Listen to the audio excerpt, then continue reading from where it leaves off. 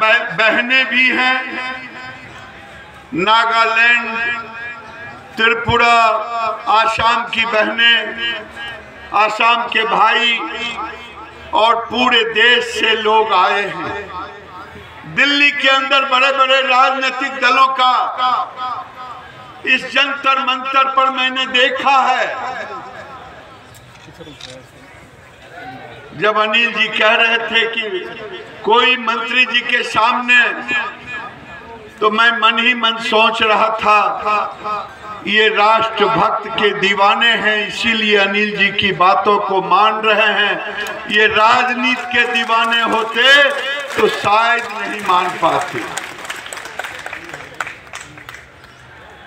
मैं भी जब जनसंख्या समाधान फाउंडेशन की ओर कदम से कदम मिलाने का निर्णय लिया, मैं भी लगभग 2005-06 से ये महसूस करने लगा कि अगर देश के अंदर जनसंख्या नियंत्रण कानून नहीं बना तो देश में न सामाजिक समरसता बचेगी, न देश की एकता बचेगी, न देश का विकास हो पाएगा। चाइना बगल में देश है जिसे आज लोग समृद्ध देश कहते हैं। 1978 में के पहले चाइना का जीडीपी भारत के जीडीपी से कम था, लेकिन आज चाइना हमसे समृद्ध हुआ। क्या हुआ?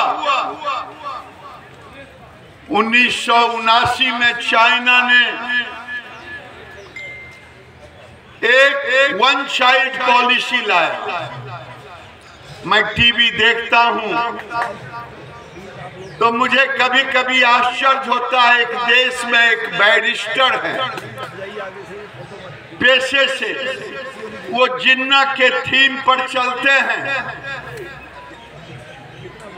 वो कह रहे थे, एक तरफ तो कहते हो कि यूथ डिविडेंट है, दूसरे तरफ चाइना आज 2 चाइल्ड पॉलिसी होता तो चाइना में 2 चाइल्ड क्यों आता? मैंने सुन करके मुझे आश्चर्य हुआ। 1979 में चाइना ने जब वन चाइल्ड पॉलिसी लाया तो कई नीतिकारों का कहना है कि देश आज चाइना ने इतने सालों में कम से कम 60 करोड़ आबादी को रोकने का काम किया है। ये 60 करोड़ आबादी अगर रुका नहीं होता तो चाइना आज विकास के ऊंचाई पर होता क्या? जब मैं देखता हूं, जब शुरू में मेट्रो दिल्ली में आया था तो मैं दिल्ली आया, लोगों ने कहा गिरिराज जी मेरे चाचा गए थे जापान, अब वहां मेट्रो चलता है, मैं भी अब यहाँ बड़े आराम से ट्रेवल करूंगा। लेकिन दिल्ली के लोगों से पूछें, मेट्रो रोज बढ़ रहा है, लेकिन मेट्रो में जब दोपहर में, पीक आवर में, ऑफिस आवर में आने जाने में जब मेट्रो पर जाते हैं तो किसी को मेहनत करने की जरूरत नहीं है, धक्का उसे डब्बे के अंदर ठेल देता है और डब्बे से बाहर जब गाड़ी रुकती है तो बाहर कर देता है। ये है जनसंख्या विस्फोट का। यहाँ बैठे लोग कह रहे थे हमारे घर में बच्चे नहीं हैं 2 से अधिक, मैं कल चुनाव में बैठा था, एक हॉल में बातें कर रहा था। वहां जितने यूथ थे, मैंने सबसे पूछा, 50 से ऊपर हमारे साथ बैठ के बात कर रहे थे। 1.34 यही बच्चे आए 50-60 लड़के में। आखिर आज जो भारत के अंदर चाइना, भारत में 1 मिनट में 31 बच्चे पैदा हो रहे हैं। आखिर ये कौन पैदा कर रहा है? कुछ लोगों ने कसम खा ली है। अनिल जी जब बोल रहे थे तो मुझे उनकी बातों में सच्चाई दिख रहा था। आखिर कुछ लोग गजवाए हिंद की कल्पना कर रहे हैं कि भारत में हम चौतरफा अटैक करें, जनसंख्या वृद्धि का भी। और आने वाले दिन में मैं आपसे कहता हूं, भारत पूरे दुनिया की आबादी का लगभग 18 से 20% की आबादी है। आज वैसे तो 130 करोड़ की आबादी हम कहते हैं, लेकिन अघोषित आबादी कितनी है? कई लोग तो पत्रकार कहते हैं कि ये भारत की जनसंख्या चाइना के बराबर नहीं, बल्कि चाइना से 20 होने जा रहा है। आखिर क्यों? पूरी दुनिया की आबादी का 18 से 20% आबादी भारत में, और जमीन पूरी दुनिया की 2.5%, पानी 4%।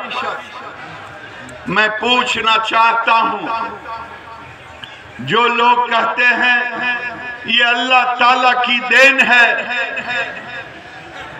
आने दो, आने दो।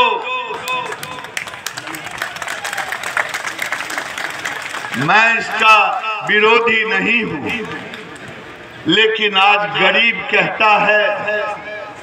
मैं एक अनुसूचित समाज के गांव में गया, मैंने पूछा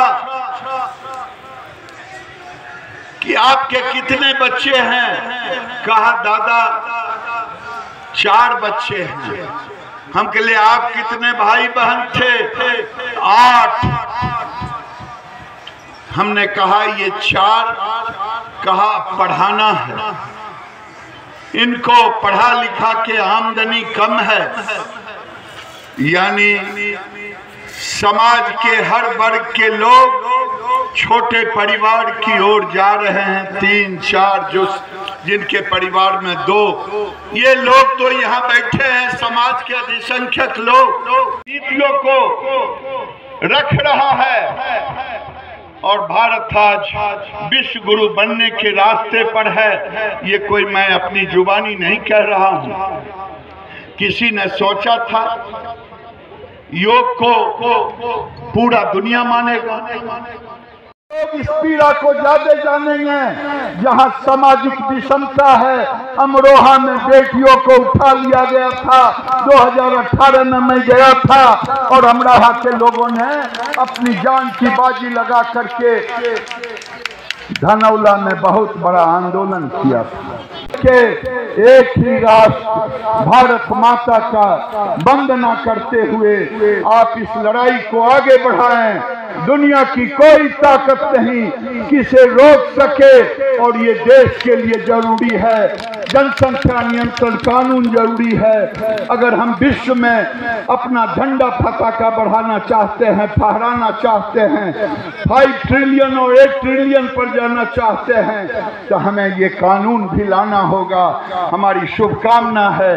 मैं आपको भरोसा दिलाता हूं कि आपके साथ मैं कंधे से कंधे मिला करके चलने के लिए तैयार हूं।